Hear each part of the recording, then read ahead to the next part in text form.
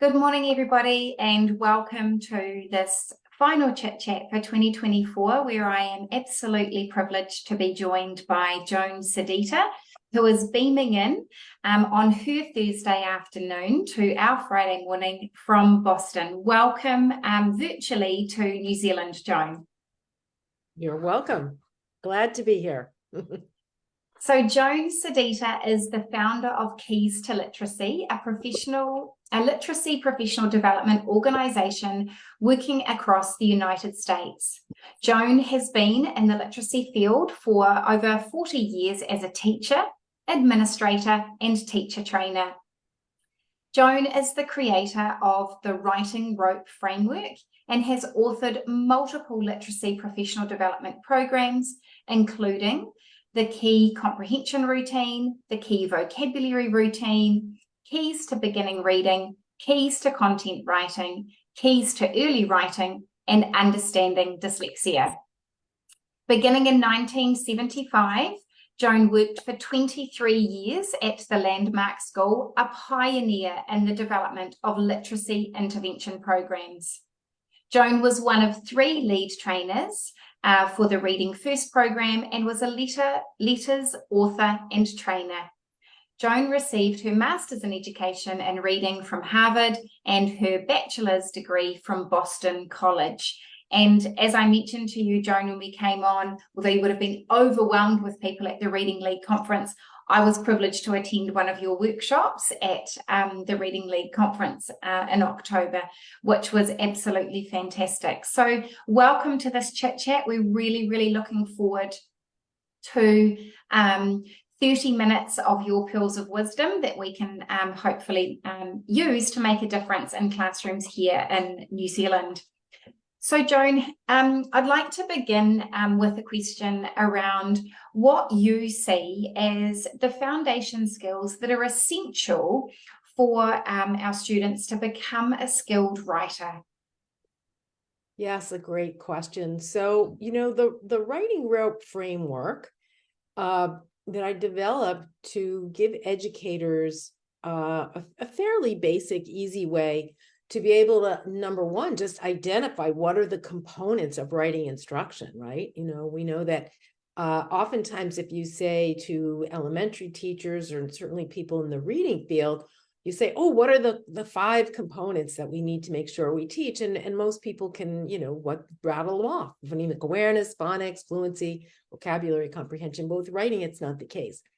So in the Writing Rope, there are 5 strands that represent major components. One of them, the first one, which for those people who have seen the Writing Rope graphic, it's the one at the bottom.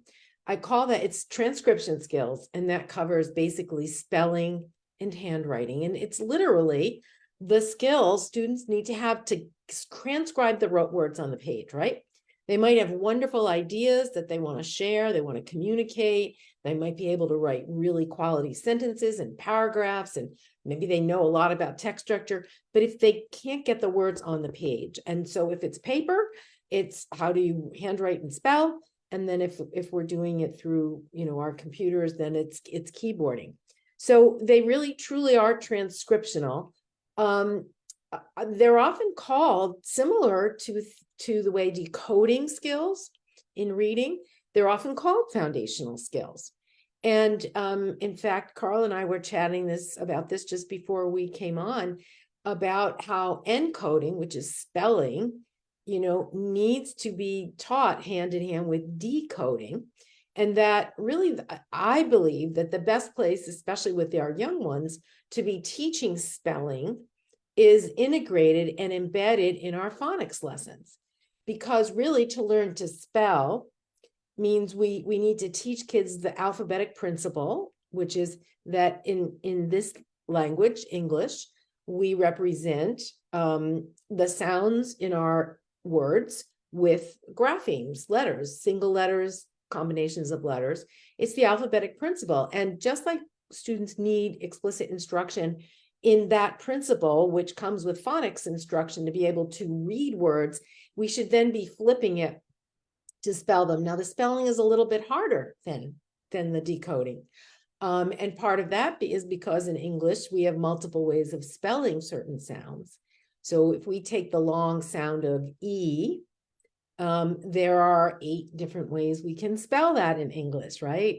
E silent E, E-A-E, E-I-G-H, lots of ways. So kids have to be able to recall all those ways to spell that sound when they are spelling or encoding. So it is a little bit more difficult. I think for our older students who are still struggling with spelling and often phonics for decoding, especially big long words, then I think the spelling instruction needs to happen during that intervention for phonics and word study. Handwriting, keyboarding, I'm not an expert in handwriting, but we do know that as children are learning the early phonics concepts, how the letters represent sounds and vice versa, that as they're learning these letters, they're learning to also form them, handwrite them in both uppercase and lowercase. It's a great way to learn to develop those beginning handwriting skills. But we also know that in doing so, it ends up supporting the mastery of those letter sound correspondences. So they're very foundational. And we also know that for a lot of students, once they get past 3rd grade or 8 years old, if those transcriptional skills are not, if they're not automatic and fluent, then they're going to get bogged down worrying about how do I get the word on the page? How do I spell it? And not be able to focus their attention on the composing part, which is the critical thinking. And that's very similar to what happens in reading. If they have to focus on how do I decode that word, it takes the energy away from their reading comprehension. Mm. And the cognitive load just becomes so much greater, doesn't it? Yes, it does. Now, I will say sometimes some folks also consider sentence writing a very foundational skill. And it's true. We want our students, as they move into upper grades, to be so fluent with being able to craft a sentence that, again, they can focus on the larger text. But in the writing rope framework, I have identified that as its own strand, syntactic awareness, sentence building, because it's such a foundational block. And it is different than the spelling and handwriting. Mm. As you were talking, Joan, I was writing down, I think one of the gifts that the writing rope gives us as teachers and supporters or influencers or advocates for, implementing change in schools is that it really supports us with the what to teach. It gives us some really key guidelines as to what is important to ensure we have in our frameworks for learning in our curriculum, and our frameworks for learning for progressions.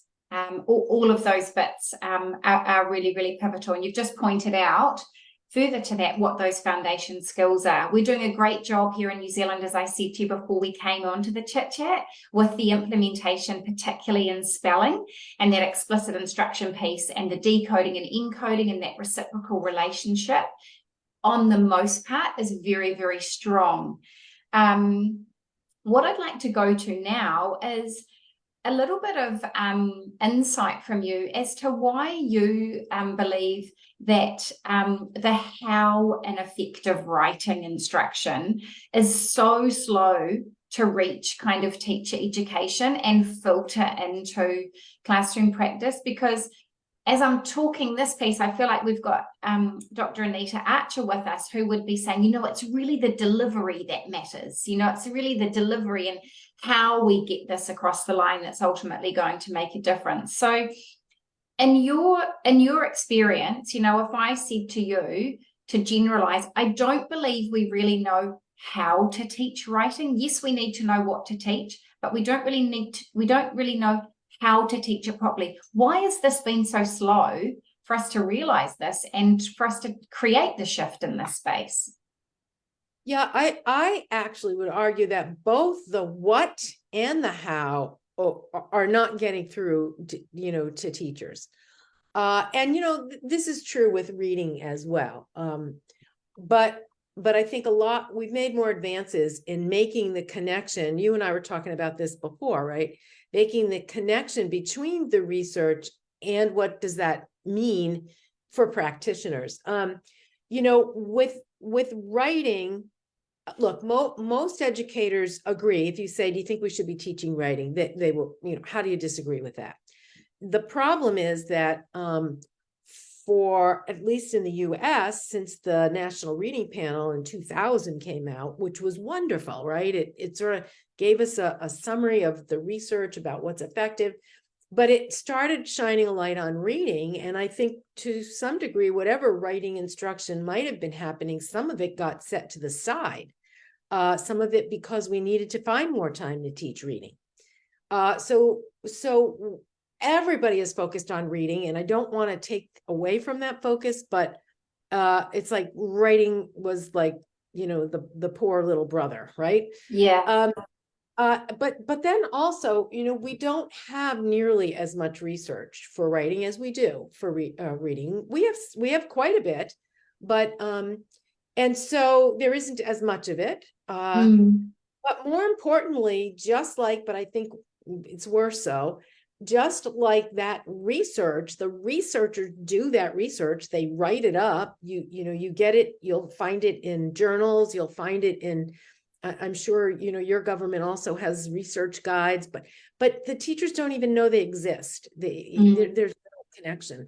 And unfortunately, I think before people even become teachers at the pre-service lesson, when they're in colleges learning to become teachers, they're not given the practical and they're not given the research.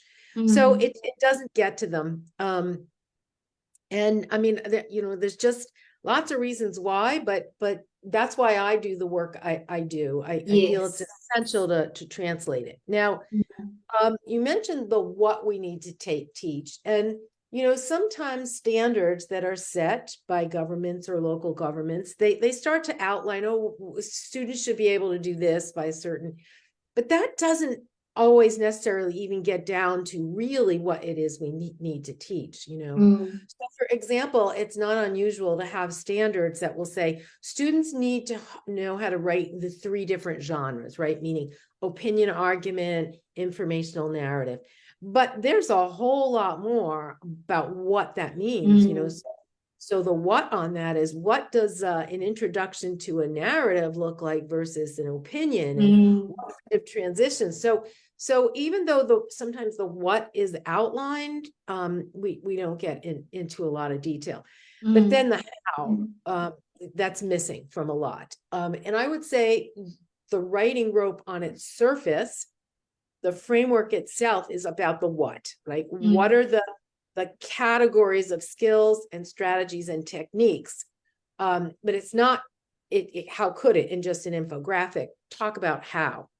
But that's where my other work, comes in. So the Writing Rope book, which came out a year ago in August, that for each strand in the rope, I have chapters, but I try to bring in, all right, so now how would you teach to use transitions? How would you teach the structure of a paragraph? And that actually draws from my much earlier work, over the last 20 years, but there are 2 other books I've written. One is called Keys to Early Writing, which is for how do you teach really beginning skills to 5 to 7-year-olds, and then Keys to Content Writing.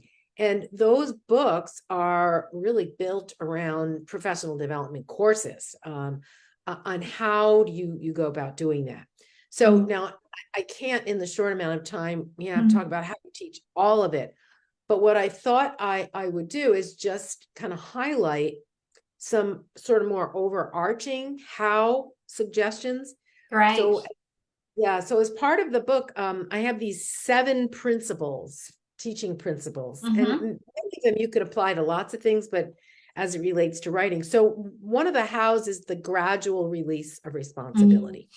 So whatever the skill or strategy is, we want to introduce it for students, sometimes called the I do it level, where the teacher is very explicit about the skill or strategy, what it is, how you do it, model it with Think Aloud.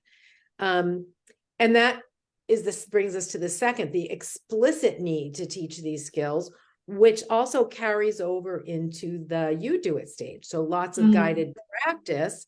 And also explicit instruction includes kind of a systematic approach so that you introduce a skill on its simplest level, and then you gradually, ramp it up. The third overarching principle is differentiating our instruction, right? Recognizing that not all students learn the same way. It's not a one size fits all. So some students might need more work on sentence writing, others might be fine with that, and their issue is more broader text structures, let's say. So the differentiation, and then the fifth one, or the fourth one that goes hand in hand with that, is scaffolds. And scaffolds can be anything from graphic organizers to writing templates, lists of words like transition words to choose from. And we introduce them as students are learning to write, and we can gradually take them away once it becomes repertoire. The fifth one, and this is really unique, especially to writing instruction, and that is the opportunity for students to work with peers. Writing is a very social activity. It's about communication.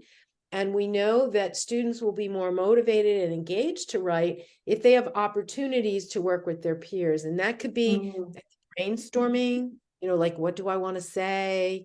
Help me organize how I'm going to present it. A lot of peer support with revision.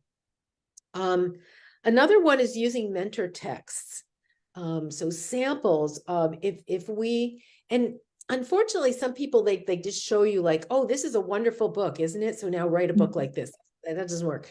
But more, whatever the skill or strategy is, so let's say you are working on how you state a really good topic sentence in a paragraph.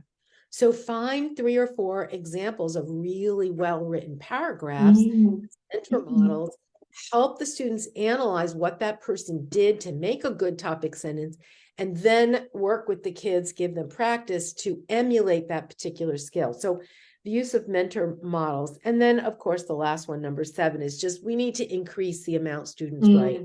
But having them write a lot on its own will not necessarily grow their writing. They need all those other steps. So I hope that gives your listeners a little about the how and the why. Thank you for sharing that, because the other thing, I think about when we talk about, for example, these terms that are being freely used with and without knowledge and experience, and they are the science of reading, structured literacy, and the science of learning.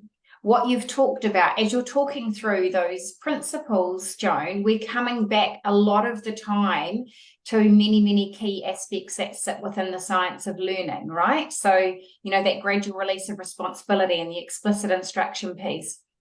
Can we just stay here for a moment longer and you talk about the relevance of the research in this area? So these principles are firmly grounded in research, aren't they? Particularly that of explicit instruction.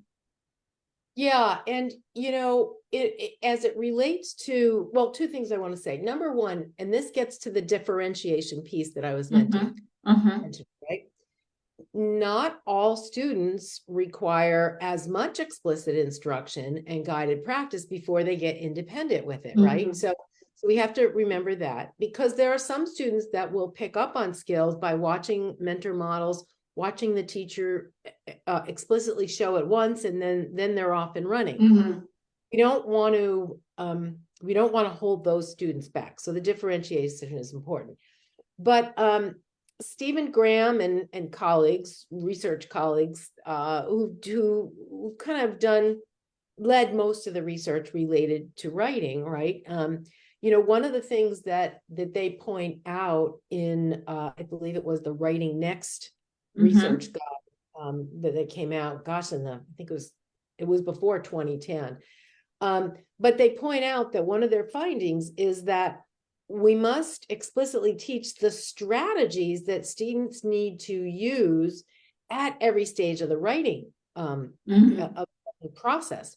So if we're talking about strategies for planning before you write, then we need to explicitly teach them how to use like a organizer, or an outline, right?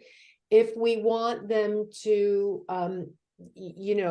to know how to structure the pieces of an opinion piece, what reasons are and evidence that support our reasons, right?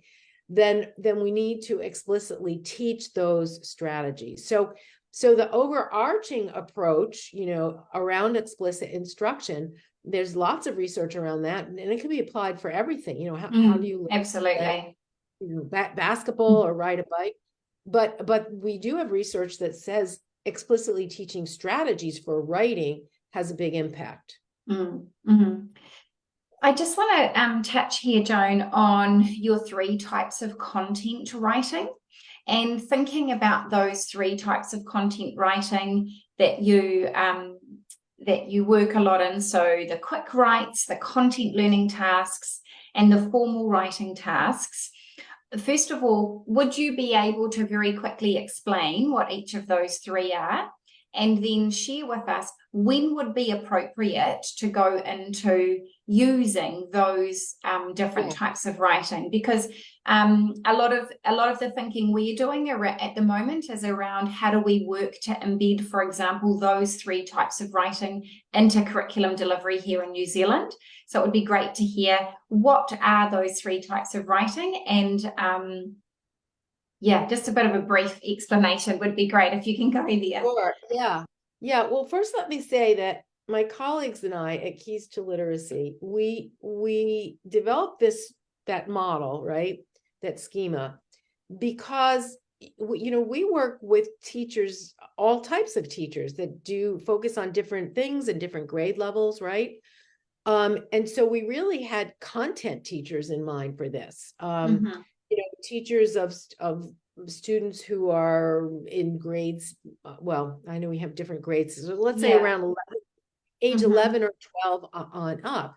And very often content teachers will say, well, look, I have too much to do to teach science and history and math, and what could I possibly do? And, so you really, you want to acknowledge that and say, okay, I guess, you're not going to teach writing craft and, some of that stuff, but writing can be a very powerful tool for learning when students write about what they're writing to learn, writing about what they are reading, and it will help them learn that content better. So with this model, basically what we talk about quick writes are something that students can do in like 10 minutes or less. You can do it in the classroom. It can be part of homework. It's usually not graded. You don't care if the spelling is fine. They don't even have to write sentences, right? So quick writes could be anything from, all right, you got 3 minutes, do a brain dump. What's the most important thing you heard today? Or what are the 3 bullets, that you could state from your reading last night? So they're very quick. Yeah. And what we find is that content teachers who are very reluctant to teach and practice writing, that's the one thing that they glom onto, and they say, oh, I could do that. Yes. And I like to say, let's say I'm a middle school student and I've got 5 major teachers a day in subjects. If every teacher did 2 quick writes a week, by the end of the week, I would have had 10 opportunities to write about something I'm learning. And that gets that. So that's what a quick write is. Can I just add here, Joan, something we were talking about before we came on? We talked a lot about helping information go into long-term memory. So I just wanted to bring that in terms of that relevance to that content writing. And we talked about the link to comprehension. And when I wrote notes down when we were chatting earlier, also vocabulary, right? Because, we know vocabulary is such a crucial piece, both in reading comprehension, but also bridging into extension and writing. So when you're talking about quick writes, my head's going to the benefits of help for long-term memory, but also the benefits of retrieval practice of information that I have recently been taught, and the benefits in terms of comprehending what has been read, what has been said, and it being a great formative assessment tool for teachers just to scan and see who's getting the content, who's not getting the content, who's got the craft structure, who's not got the craft structure, in a very, I'm going to say relatively time efficient, simplistic manner. Yeah, no, you're absolutely right. And what you've done is highlight how powerful these little quick writes can be. And too often, teachers feel, oh, I've got to assign a writing task. It's going to be this big thing, and they've got to grade it. And that's the point. We can use writing to learn, to reinforce what kids need to know. Yeah. And also, I think of Dr. Louisa Moats when she talks about the power of inventive spelling through writing, and be looking at, so we can also look down, can't we, with our younger children through quick writes, and we can see and consider what's being transferred from those phonic lessons where we're decoding, encoding, phoneme to grapheme correspondences and building that. Is that transference occurring in a quick write where the cognitive load is increased? Or is it not? And if not, why not? What more do I need to do to bridge that? Yeah. Well, you also made a good point. These quick writes can be used as formative assessment, both in terms of assessing the student's writing abilities and sense, like including spelling, but also because the quick writes are about what they're learning, it gives you a quick read on, did they understand the lesson today? Did they take away what they should have from, you can look at the quality of their sentences and just start to learn what you need to do with that. So quick writes is one. The second category we call content literacy tasks. And these are tasks, they're a little bit meatier, right? But that any teacher can teach students, and maybe it's the English or the writing teacher that takes the lead on instructing kids, but it's things like writing a summary, right? Or taking notes about something, or how do you write a descriptive paragraph or a cause and effect, right? And so these are writing tasks that you usually get done in one sitting. So maybe in the classroom, maybe for homework, or maybe you start it and then you finish it the next day. So they're shorter. And the instruction is about this sort of generic, like, how to summarize. But then it could be applied in any subject. And so it could be used across subjects. So if we think about, I was saying before, if I have 5 teachers and each one does 2 quick writes a week, well, if each one of those teachers does one of these content writing tasks, now I'm doing 5 of those, right? And often in our work with content teachers, those are that's where they stop, and that's okay. Because the last column, the third one, is the formal writing. And these are like your research papers, your you're going to learn information, write an essay combining information from multiple sources. And it might take 2 or 3 sittings. It might be something you even spread out over 3 weeks. So these are those longer, and they are definitely graded. And but so if I have every one of my 5 teachers once a semester does a major writing task like that, then I get to do 5 of those over a 3-month period. I'm doing, 5 of these medium-sized writing, and I'm doing lots of these little quick writes. And that's what all together, and it is a way to get content teachers involved. That's so great. As I'm listening to you, I actually wrote this down. I think in New Zealand, and I'm going to generalize, we have a culture of writing recounts on a Monday, and it's like, tell it as it was. And we know some of our little E's in particular have great difficulty verbalizing what happened. They have retrieval issues. So it's a really difficult task for them. What you've just given us with the 3 types of writing through the quick writes, the content literacy tasks, which I see as being quite specific skill focused for building and checking, through to the formal writing, is that one of the things that we might begin to consider in our literacy blocks or our classroom writing time is mixing things up and understanding that writing is in fact taking place many times during the day, but it takes many forms. It takes the form of the decode, encode, decode process through spelling, through dictation, but it could also take the shape of your examples of a quick write for 3 minutes, 5 minutes, 10 minutes, and then some of the content literacy tasks. I feel really excited, Joan, about the opportunities for formative assessment through these processes here without us just going to a formal writing task and having what I would term a McDaddy assessment at the end of a formal writing task. There hasn't really been anything along the way to kind of gauge. And if there hasn't been anything along the way and we haven't had the teacher knowledge and knowing how to teach the content that's needed in a systematic way from simple to complex, we kind of can pretty much hypothesize what the outcome's going to be in the formal writing task. Yeah, absolutely. Yeah, no, good point. Good point. So do you see writing as having, when we talk the term structured literacy, do you see writing as coming into that, to sit with spelling instruction, to sit with reading instruction? And if we can now think in New Zealand, about what our writing instruction looks like and how we teach it, I kind of think we're going to be better positioned to make a big difference to our literacy rates. Yeah, no, yes, absolutely. And we talked a little bit about this before, right? That they really should be integrated.